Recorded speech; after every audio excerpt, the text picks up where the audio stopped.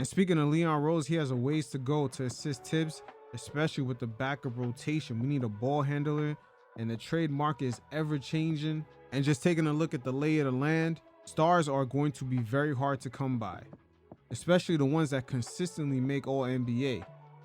Because the way the league is structured right now, guys who are really at the top of the top, the team they were drafted on has so much leverage to re-sign them. Not only have the 2-year early access to do so, but also offering that current player 35% of the cap. So even though the Knicks fall in the position of being one of the very few teams in the league that's at a competing level with draft picks to sell, they do not have any buyers in the market at this moment, especially when it comes to superstars. And this is definitely being done by design. All that player movement that's been happening ever since LeBron went to Miami, the NBA owners, especially with this new CBA that started next season, have begun to dig some of this out very surgically and quietly at the same time. And you're going to begin to see this ratchet up times 10 with this new CBA that's going to kick in this upcoming offseason. But this season, we're starting to see it play out in which teams have to put their cards on the table to get certain players up front. AKA, don't assume players will be available later. As we see how it played out with the OG trade, the Knicks had to put their cards on the table. They had to throw quickly in the deal to make that happen. Same thing for the Pascal Siakam trade. The Pacers put their cards on the table, threw 2 first-round picks at it to make the deals happen. Even though everyone knew Toronto was not going to re-sign Pascal, but at the same time, it's not a guarantee that he's going to hit free agency the way other teams think he's going to hit it. Even though everyone knew the Raptors was not going to sign him, the fact that he would have been one of the few gems in free agency, he would have garnered a large contract that would have fully hit their cap instead of teams being in a position to already have him on their squad and just re-sign him. But yeah, this is definitely multi-layered, as we're going to take a look at some of the free agents that's up and coming. And once again, the landscape is going to be scarce. It is going to be scarce, and some guys are going to end up getting larger contracts than they normally would because of the scarcity. So for those of you that are watching the video version of this, as you can see, I pull up here the spreadsheet. The only star level players that could potentially be available in unrestricted free agency is James Harden, Drew Holiday, and Pascal. So you see, we all know James Harden is probably going to re-sign. Same thing for Drew. So you see the scarcity on the star level. Now, when you take a look at the starter level, most of these guys that are worth a damn on the starter level, guys like Quickly, OG, and maybe you could throw Tobias Harris in there and that small forward from the Jazz, they're more than likely to re-sign with their teams. The only player I would say is Hartenstein with the Knicks, because he is going to require starter money, especially with the way he's playing this season. But as you can see, the way the league is set up right now, it's rare that guys that are worth a damn are going to hit free agency like that, especially unrestricted. Now, if you guys take a look at the rotational side, the Knicks do need a ball handler. I do like that Monte Morris guy out of Detroit for the Knicks as a backup guard. Also, this season, we could potentially make a trade with the Brooklyn Nets, which is probably unlikely going to happen. I've never seen rivals like that make a trade.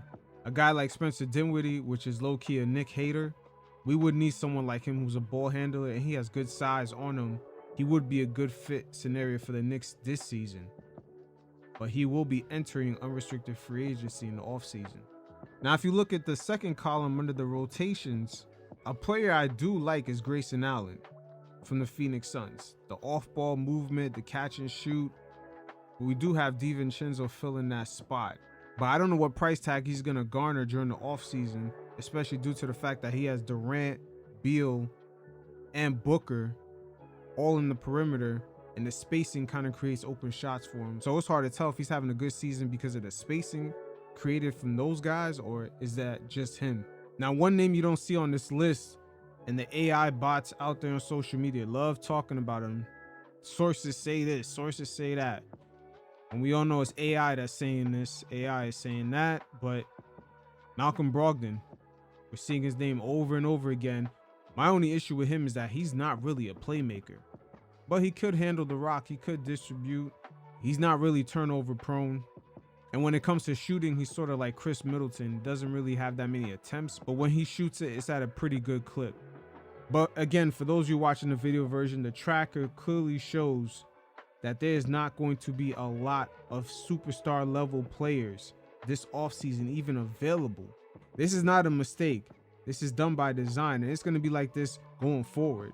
Now I'm going to continue on to 2025. And as you can see, the lay of the land looks very similar.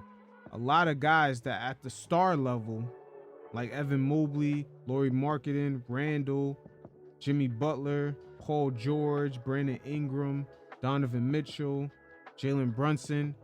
The way that things are going to be set up in the 24-25 season is for these guys to resign with their same exact teams, especially if they make all NBA. Oh, don't let Jalen Brunson trigger that all NBA selection. Instantly going to be a super max right there. But again, this right here is what the owners wanted. And this is how they slowly crafted out this whole player movement. But all of this is relatively new. We'll get more into this upcoming offseason. But as we're taking a look ahead of the lay of the land, you see how systematically this is set up this way for the top superstar players to almost never hit free agency. This makes things very interesting for Leon Rose because it puts a sense of urgency this season to make something happen before this trade deadline. But due to the landscape being just so dry, it's not really possible. And things are going to get even more interesting because Jalen Brunson and Julius Randle, if they get an all-NBA selection, they instantly trigger a supermax. And sure, both of them getting a supermax in New York City, it's no thing. Of course, the Knicks have the money. If the Knicks before this trade deadline do not secure perhaps another name, so it won't matter, like the Clippers, they can go over the salary cap because they already have the players on their roster, like James Harden, Paul George, and Kawhi. But for the Knicks, them not having that extra play that they're looking for, perhaps a guy who can make 22 mil a year, them not already having that player on their roster and having two guys almost triggering a supermax by making all NBA, it's going to make it very hard to construct a roster going forward. This is where things are going to get real interesting. It's still early on this. This is with the new CBA. This is the new rules that's going to apply this offseason.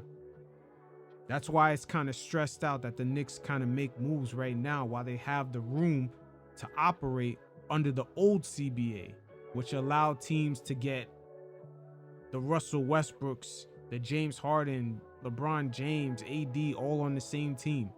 This is the last season to do that. It's almost like the league is allowing you to be grandfathered in with the new CBA. Like the Clippers will be, but they'll still be limited on the roster moves that they can make going forward. With Paul George, James Harden, Kawhi Leonard all on the same roster eating up all that money, the Clippers are pretty much going to be stuck with whatever roster they got. They can only trade one of them for the same exact salary back. There is no 2-for-1 match. And all those trade exceptions that you normally get, it gets taken away from you. So they can't even build a team off of that. And at the same time, every year that there's $17 million into the luxury tax, the league starts taking your first round picks 7 years out and automatically making that first round pick go all the way to the back of the line. It could become a 30th pick in the first round. So you see where the playing field kind of changes, and it doesn't matter how much money teams have. Everybody's going to be limited. That's why the Warriors are so pressed. They sent Jordan Poole away. They're trying to clear out money. They didn't give Klay Thompson an extension. We all know the Warriors have money, but the landscape is changing. They're going to start constricting teams if you start spending money like the Warriors. So it is what it is.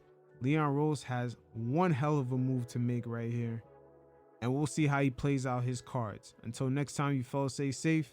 Peace.